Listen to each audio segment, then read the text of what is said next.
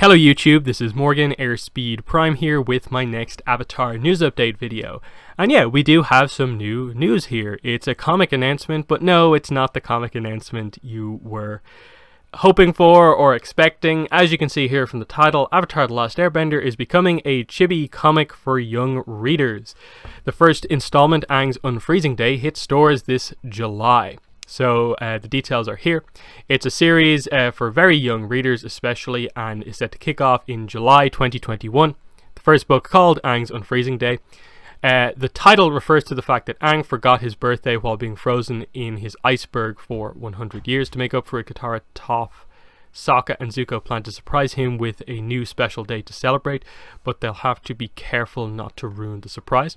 Here is the cover here. So standard logo. Very nice sort of bright kid-friendly font here. I suppose goes nicely with the background that they have here of the sky. Aang's Unfreezing Day. Some firework patterns in the background for Aang and Appa. And yeah, Aang front and center, Appa here, and the team members that they specifically mention. Immediately it looks like this is set post ATLA. I think that's the only way to really explain it. Where's Suki? That's a really clear thing of like, where is Suki? If that's what they're talking about here, to have the team like this, to be able to like celebrate, like, unless it's going to be set in a weird spot. That's if we're even meant to sort of treat this as being like a full-on canon story. The fact that the title of this thing literally includes Chibi in the title has me sort of wondering, like, wait, the other Chibi content in Avatar is blatantly non-canon. It's just little comedy shorts. You're not meant to treat basically anything that happens in those as really having any bearing on the actual series. Is that the way we're meant to view this? Or is the Chibi aspect of this project literally just an art style choice to appeal to kids, but that what story there is canon? Now, we get into the creative team, and I think it might explain to us what the details are. So, celebrated children's author Kelly Lee Miller teams with Avatar fandom favourite artist Diana Sim and series writer Tim Hedrick to bring this Avatar story to life for young readers and their families. Avatar The Last Airbender Chibi Volume 1, Aang's Unfreezing Day, arrives July 27th, 2021. It's available to pre-order now. They include Tim Hedrick on here. I don't see why they would if it was just like a non-canon story. To me, he's there to be the sort of overseer on the comics when Mike and Brian can't be. So, unless they're really just being careful about, even in sort of non-canon stories, making sure everyone's spot on in character, I'm not sure what the situation is here. So, if we go to Amazon, we can see here. Here is the kind of full kind of details here. $7.99 is the price. It's going to be 48 pages long, but Amazon are saying September 7th is the release date, which is very weird because they are saying July 27th. So that's like a month and a week between release, like a month, a week and a bit almost. That would make sense if it was like July for like comic book stores and then early August for like Amazon. It would even make sense if it was like August 27th and then September 7th for the other release date, but a month and a bit between releases seems kind of weird. So I don't know what's incorrect here. I don't know if the Amazon listing is incorrect or the EW article has the details incorrect here, because I don't think we've ever had this where there's that big of a delay between books. Usually, like I said, it's always a 13-day delay between a comic book store release and a mass market release. So yeah, the full description, the exact wording of the description is, can you imagine not knowing your own birthday? That's the situation for Aang, who was frozen in an iceberg for 100 years. Luckily, his friends Katara, Toph, Sokka and Zuko have a plan to surprise him with a new special day to celebrate, but they'll have to be careful while they prepare. It's a surprise. So roughly what they said in the article.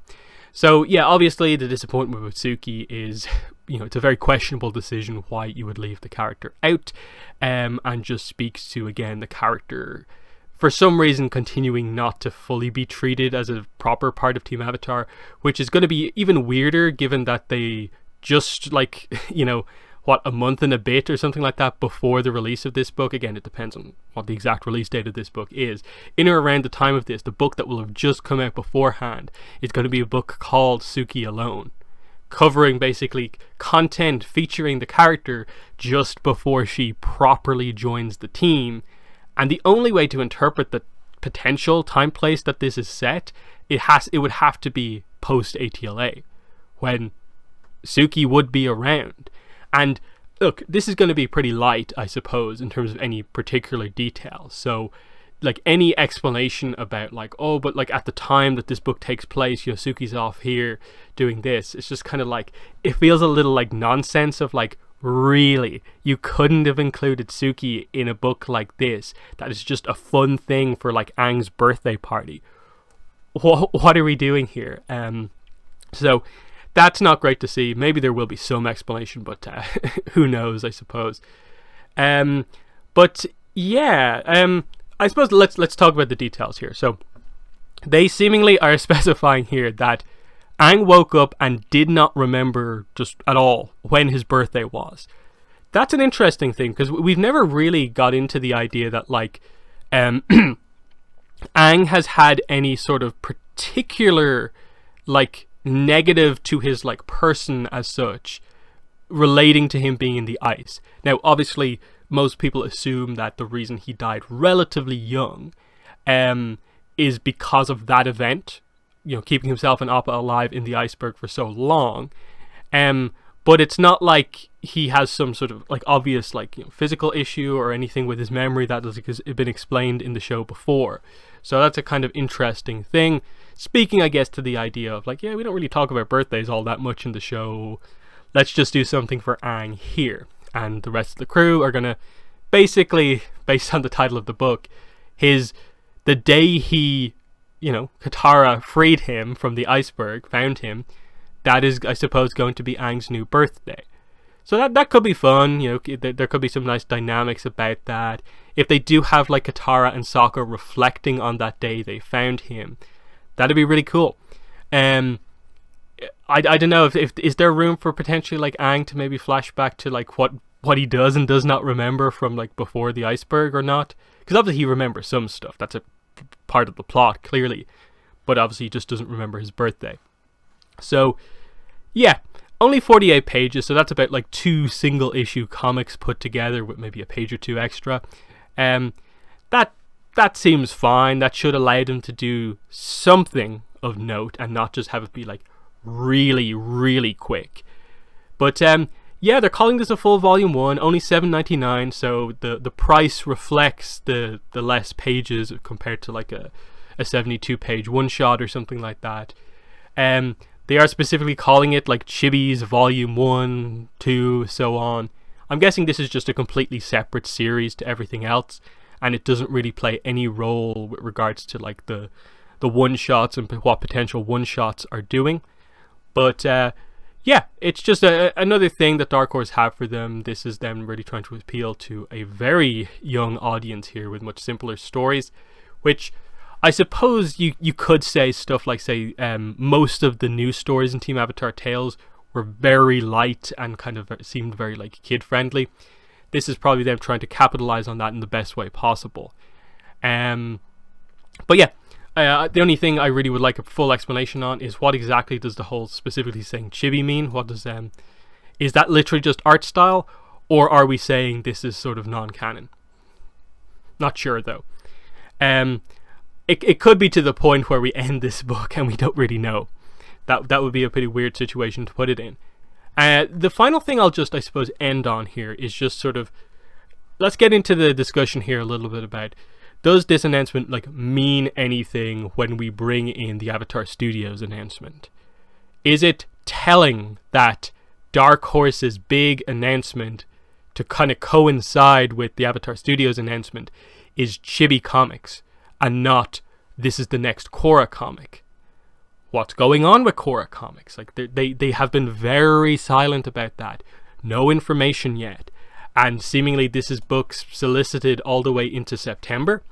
So, you know, we're very quickly running out of months where this book can come out, and we've always been pretty certain that, like, come on, the first part of this new Korra comic has to come out this year. And this is what I was talking about in my video yesterday, I think it was, about, okay, the Avatar Studios is great, but we're probably not going to get any big news or details on that for like 6 months to a year. We're still going to have to rely on Dark Horse Comics to present some new story content between then and now. And while this looks like it's going to be a little bit of fun, something different, like a lot of the one-shots, I don't know if the depth is going to be there to keep us going properly. And I do wonder, does this really mean this is probably what we can expect from Dark Horse Comics? That their role, especially on the Avatar side of things, will be just, here are some short stories, filling in a little gap here or there that they potentially don't feel the need to do like one of their animation projects at Avatar Studios on. That's why we're getting sort of individual character one-shots. It's why they're doing chibi stories that are more like fun, like really, really specific one-off events. And yeah, the thing they really need to do is finally announce the Korra comic or say something about that, because that would tell us quite a lot. Like, again, we've no clue about an artist, we've no clue about who the writer is, what the story's going to be, but they have talked about there is going to be another Korra trilogy. Where is it? Because this would have been the perfect time to do it. Like, this is a good time for an announcement. But I just think this is a little bit mistimed. Now, I think it would have been timed even worse if they did this like before the Avatar Studios announcement, because the Avatar Studios announcement came as a complete surprise and has since turned everyone's sort of perspective around on like the future of Avatar. But if we came out like just feeling like this was the future of Avatar comics and we didn't have Avatar Studios, there'd be a bit of like confusion. So they timed this well to a degree, but not great in that the first Avatar story announcement post Avatar Studios is a chibi comic from Dark Horse.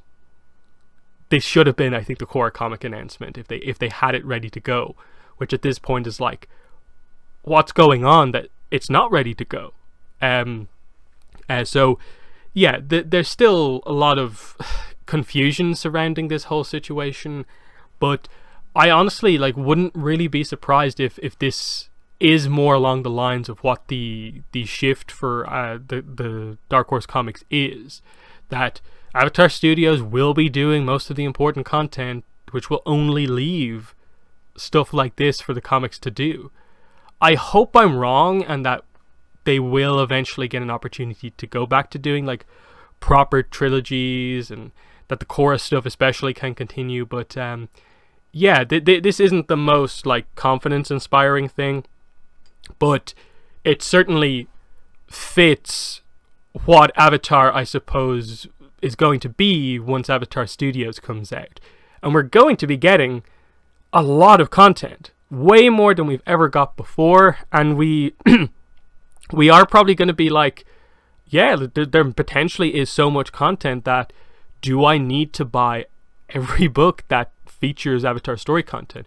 Which has been a simple thing to do the last few years. Not a challenge at all to keep up with every bit of story content. Might not be the case going forward, and that's a very interesting situation for us to be in. So that's going to be very interesting to consider. So in the comments, let me know what your thoughts are. Avatar The Last Airbender, Aang's Unfreezing Day. What do you think of this, both in terms of like the book itself, of course, but also just like what does this mean for Dark Horse? How do you think Avatar Studios impacted Dark Horse to maybe get around to like this being the new direction? But anyway, that's been the video. Thanks for watching, and bye.